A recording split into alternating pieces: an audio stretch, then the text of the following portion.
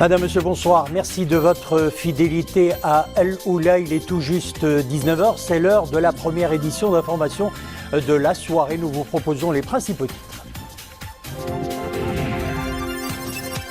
Sa Majesté le roi Mohamed VI reçoit au Palais Royal de Rabat le chef du gouvernement, le ministre de l'Intérieur, le ministre de l'Économie et des Finances et le premier président de la Cour des comptes. C'est ce qu'indique un communiqué du cabinet royal. Et toujours au Palais Royal de Rabat, Sa Majesté le roi Mohamed VI a présidé un conseil des ministres qui a notamment examiné la situation de stress hydrique dans certaines zones rurales et de montagne. Maroc-Guinée-Conakry, belle illustration de la coopération sud-sud dans le domaine de la topographie. 130 cadres guinéens bénéficient actuellement d'un programme de qualification et de formation à Rabat.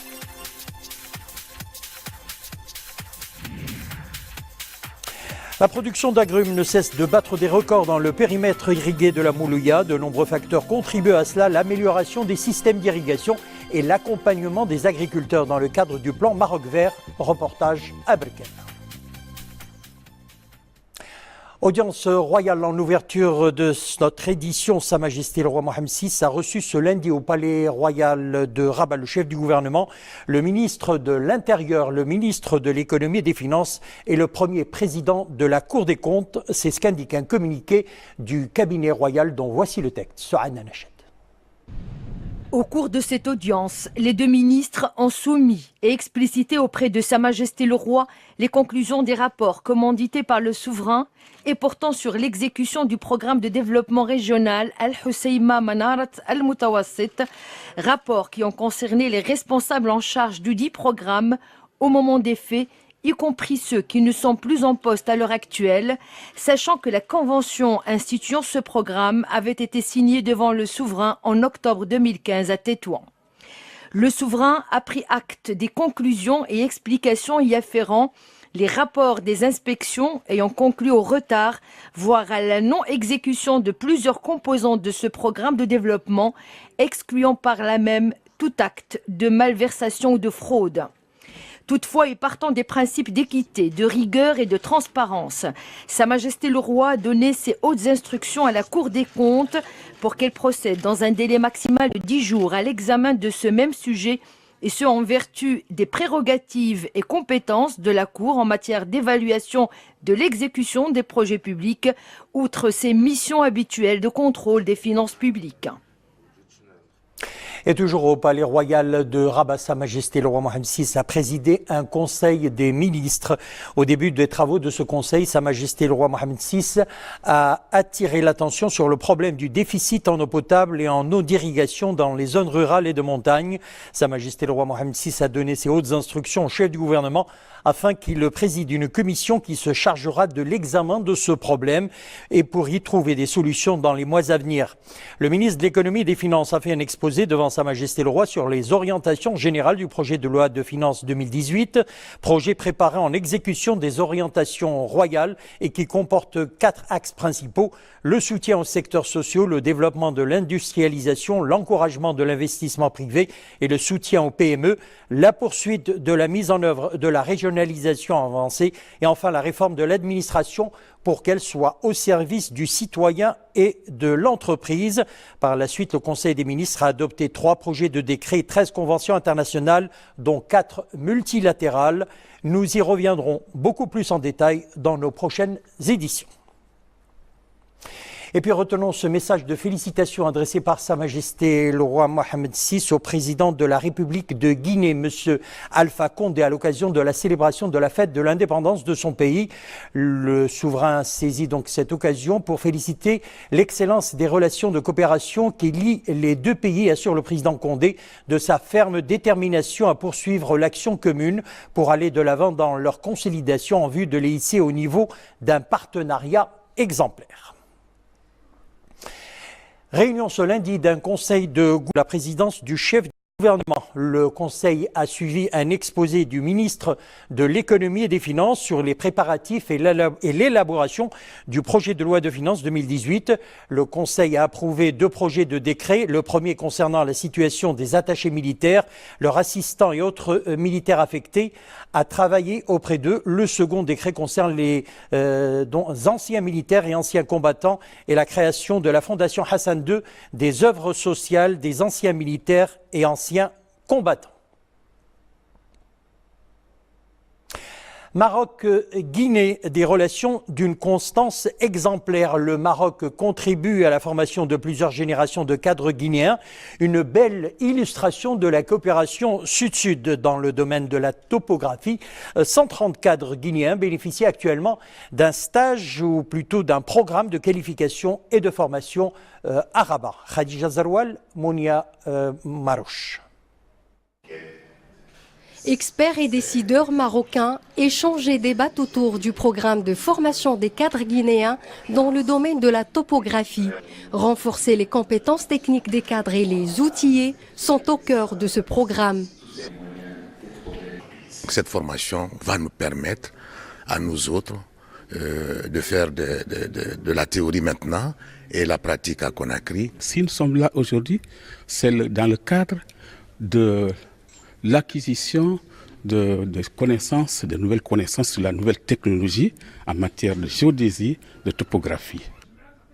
Ces professionnels guinéens vont s'imprégner du savoir-faire et de l'expertise marocaine dans le domaine de l'habitation et de l'immobilier.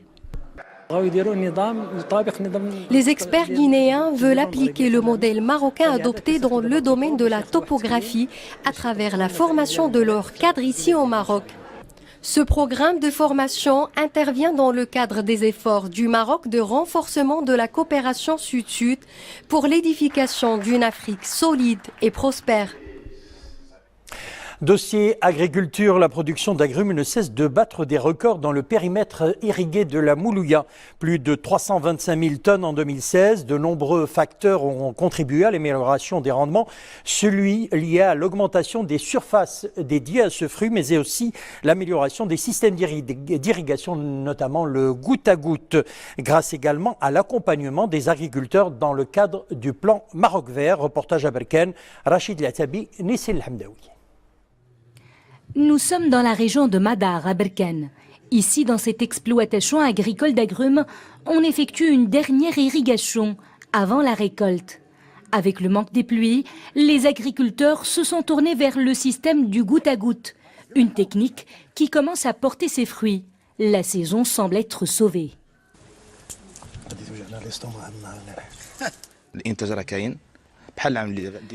Nous nous attendons à une bonne production, comme celle de l'année dernière. Nous allons pouvoir atteindre les 40 tonnes. L'Office régional de mise en valeur agricole nous a beaucoup aidés. Des efforts ont été déployés pour que nous puissions accéder à l'eau d'irrigation. Mais l'idéal serait que la pluie fasse son grand retour.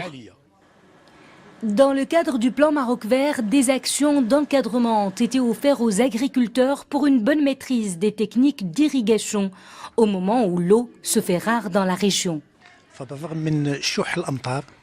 Malgré le déficit pluviométrique et la baisse significative du taux de remplissage des barrages, nous avons pu assurer une gestion rationnelle et exemplaire des campagnes d'irrigation. Et je peux vous dire aujourd'hui que nous avons pu sauver la saison des agrumes.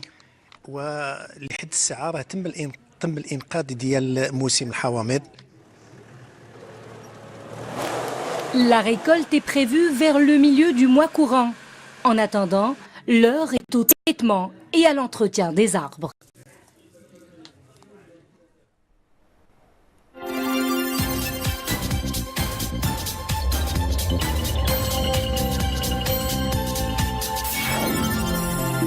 On passe à présent à l'actualité internationale. Direction les États-Unis, Las Vegas, théâtre de la pire fusillade de l'histoire du pays. 50 personnes, dont 2 policiers, tués lors d'un concert de musique country. Il y aurait également 400 blessés. La foule a été prise pour cible par un homme armé. Le suspect, Stephen Paddock, 64 ans, a été abattu par la police au 32e étage d'un hôtel casino qui surplombe les lieux du spectacle et d'où il a commis son crime. Plusieurs armes à feu ont été retrouvées dans la chambre d'hôtel dans laquelle il se cachait, selon la police qui pense avoir également relocalisé la femme qui l'accompagnait avant la fusillade. Une fusillade qui devrait relancer d'ailleurs le débat sur la détention des armes à feu aux États-Unis. Et puis en Espagne, les rues de Barcelone semblent paisibles cette journée. Pour le Premier ministre espagnol Mariano Rajoy, il n'y a pas eu de référendum ni une consultation. Il n'y a pas eu de référendum d'autodétermination, a-t-il insisté. Le Premier ministre est opposé à toute négociation des relations entre le pouvoir central et les régions. L'Union européenne se dit inquiète de la situation et appelle au calme.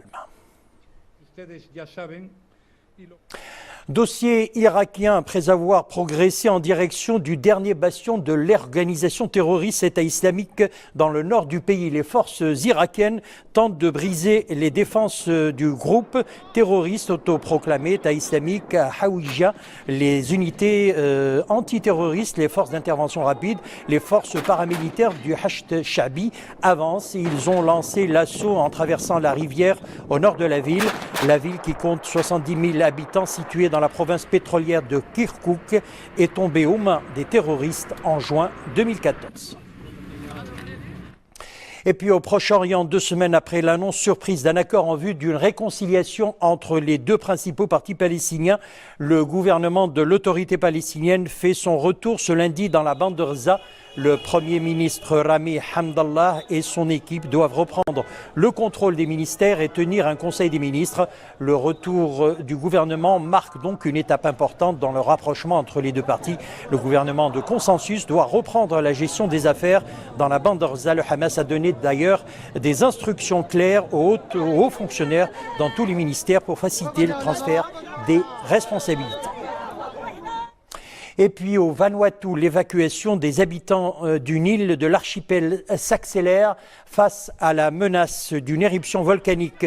D'ici vendredi, quelques 11 000 habitants d'Ambae, à 150 km au nord de la capitale Port Vila, devront avoir quitté les lieux. Le volcan Manaro Novi a grondé pendant plusieurs semaines avant d'envoyer une pluie de cendres et de roches sur certains villages de l'île il y a quelques jours. Selon la Croix-Rouge, les opérations d'évacuation devraient s'achever mercredi.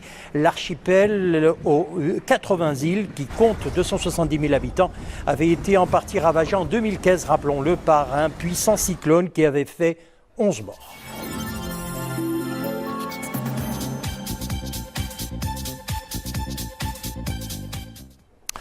Sensibilisation au risque des maladies cardiovasculaires. Elles sont responsables de près de 20% des décès au Maroc chaque année. Une journée porte ouverte pour le dépistage de ces maladies a été organisée à Casablanca avec la participation de plusieurs spécialistes par l'association Tous avec le cœur. Sarah Katir. C'est une journée de mobilisation contre les maladies cardiovasculaires, première cause de mortalité dans le monde. Un fléau qui frappe en silence et qui peut pourtant et souvent être évité. Et les causes sont multiples, facteurs endogènes tels l'hérédité, mais aussi facteurs extérieurs comme le tabagisme, le diabète ou l'obésité. Ici, on nous a conseillé de faire attention à notre alimentation et de limiter la consommation des aliments sucrés et gras. Et avec un peu de prévention, on peut facilement éliminer les facteurs de risque et de ce fait, vivre avec une bonne santé cardiovasculaire. Les 2 tiers des citoyens marocains ne font pas d'exercice physique, une situation qui peut créer beaucoup de problèmes cardiovasculaires.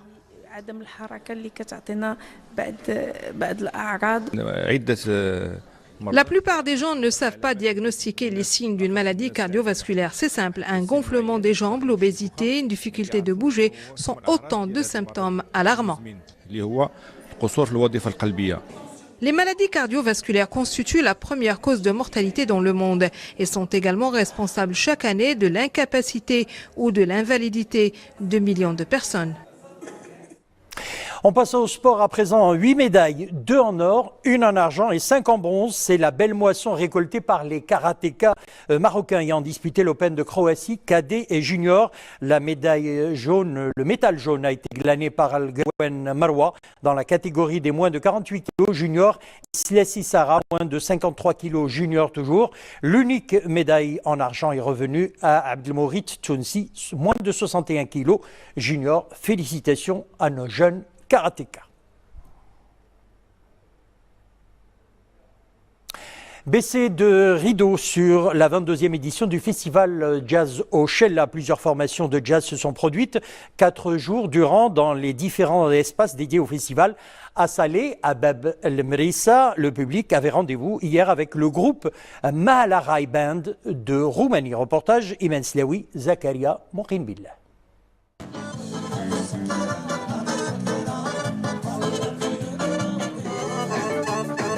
La porte Bab El Mrissa de Salé a résonné hier soir aux sonorités du groupe de jazz Mahalarai Band. Celui-ci a offert aux spectateurs une prestation musicale riche et diversifiée. Originaire de Roumanie, la troupe s'inspire des sonorités traditionnelles pour les mélanger à d'autres styles.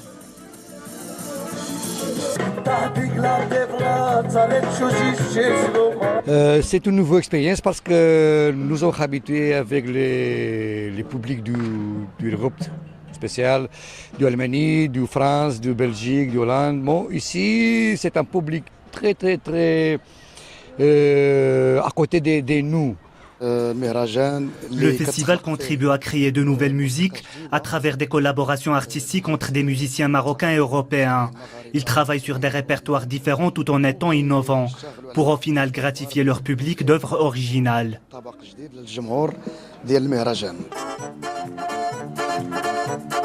Ce groupe de jazz a été formé par le violoniste et compositeur Aurel Ionita. Jouant de la musique tzigane, le groupe associe des instruments typiquement roumains, violon et accordéon, aux instruments de cuivre. La troupe s'est déplacée dans plusieurs lieux de Rabat avant de se produire à Salé. C'est nouveau pour moi, c'était un peu un mélange de jazz et de leur un petit peu musique traditionnelle. C'était très bien ce mélange. 4 jours durant, le festival Jazz au Chella a présenté plusieurs groupes de jazz européens, gratifiant le public de spectacles de qualité. Cette édition a tenu ses promesses, faire de ce festival un événement culturel incontournable. Voilà, c'est en musique que nous refermons l'édition. Merci de l'avoir suivi. Le retour de l'information sur Loula, 21h. Le journal vous sera présenté ce soir par Nadia El Moudden. Une excellente soirée et à demain.